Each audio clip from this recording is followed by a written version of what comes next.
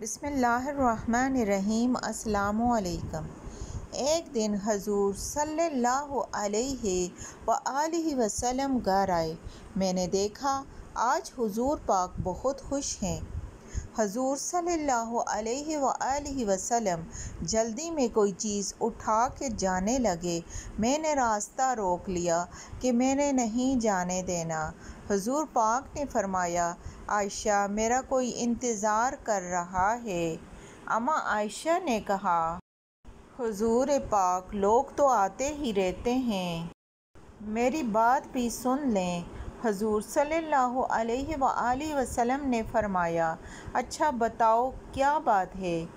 تو اما عائشہ نے بتایا کہ مجھے میرے والد نے کہا تھا کہ جس دن حضور پاک کو خوش دیکھو تو میری اور اپنی بخشش کی دعا کروانا۔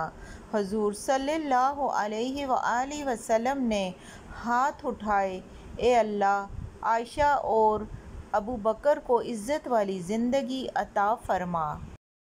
اے اللہ ان کا حساب قیامت میں آسان فرمانا۔